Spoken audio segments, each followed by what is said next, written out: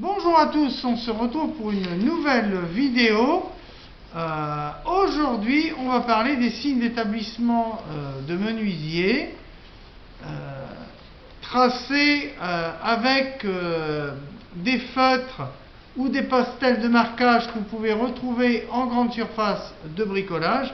Alors, les signes d'établissement, ce sont un petit peu des codes qu'on utilise pour repérer une pièce de bois.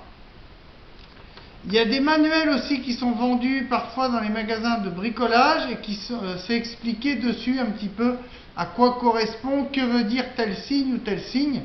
C'est un peu comme les langages, les codages pour les sourds et muets. Il y a des signes spéciaux, mais le menuisier et le métallier utilisent des signes d'établissement comme ceci ou comme cela. Voilà. J'ai fait une petite description avant la vidéo sur papier. Alors le plus utilisé, c'est celui pour les montants. C'est un espèce de 3 comme ceci. Il est très souvent utilisé. Alors s'il y a plusieurs montants, on met un petit 1 ou un petit 2, et si c'est en face, on met un F.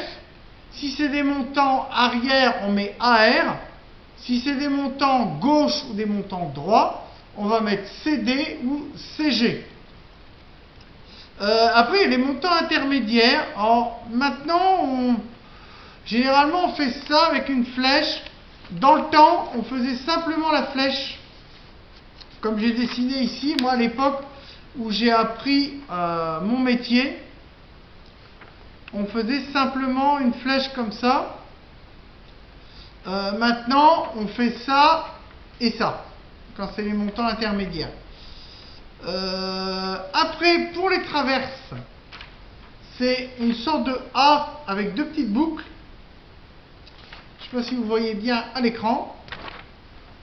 Et pour les traverses intermédiaires, là, ça va être une espèce de méduse. Voilà. C'est une espèce de petit chapeau chinois avec deux pattes. Et voilà, ça voudra dire que c'est traverse intermédiaire. Alors, c'est pareil.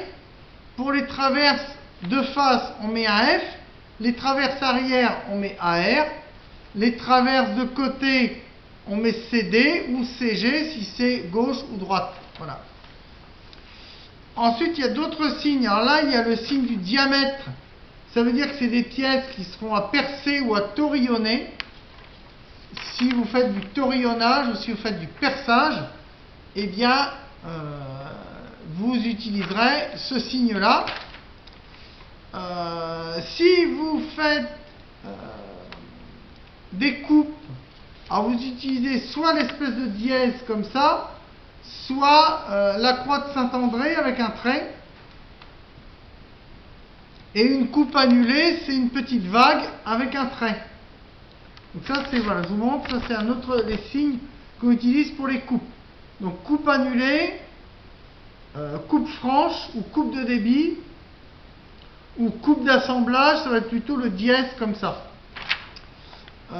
Ensuite, si vous faites du défonçage ou du fraisage, si vous tracez vos pièces, alors l'espèce de B, ça sera une moulure. Après, vous avez le signe de la rainure. Et après, vous avez la languette. Pour les feuillures, j'ai pas trouvé. Je regarderai si je trouve le signe de la feuillure de traçage lors d'un défonçage. Mais j'ai pas trouvé sur les bouquins. Alors, je pense que ça existe, mais alors, je pense que ça doit être comme ça, mais on coupe, on enlève un arasement et ça fait la feuillure comme ça. Je pense que c'est ça, mais je regarderai dans des bouquins spécialisés si je peux trouver. Donc voilà les principaux types. Alors, les deux plus utilisés, c'est l'espèce de 3, enfin 2 ou 3, c'est comme on veut. L'espèce de 3 et le A. Ça, c'est vraiment les deux plus utilisés. Et puis je vois régulièrement dans des vidéos de bricolage aussi le diamètre, un peu le signe, vous savez, du cigare du pharaon dans Tintin. Hein, le signe-là, on le voit souvent lors du tourillonnage. Donc voilà, ça va être les trois vraiment plus utilisés. Après les autres, c'est utilisé occasionnellement, on va dire partiellement. Voilà. Ça fait un petit moment que je voulais vous faire une petite vidéo court sur les signes d'établissement. J'en avais parlé un tout petit peu dans une précédente vidéo,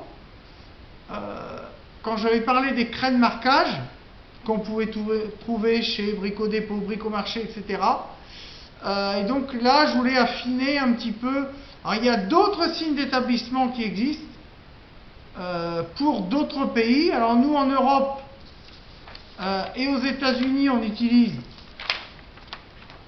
ceux que je vous ai présentés initialement. Mais dans d'autres pays, en Chine, en Inde, il y a d'autres signes qu'on n'utilise pas chez nous. J'essaierai de me renseigner, peut-être faire une vidéo là-dessus.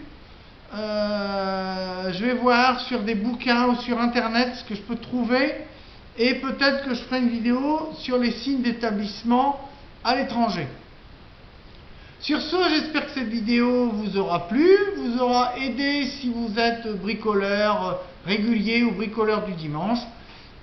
Sur ce, je vous souhaite un très bon week-end, bonne fin de semaine à tous et je vous dis à bientôt sur J pour Menuiserie. Allez, ciao, bye bye.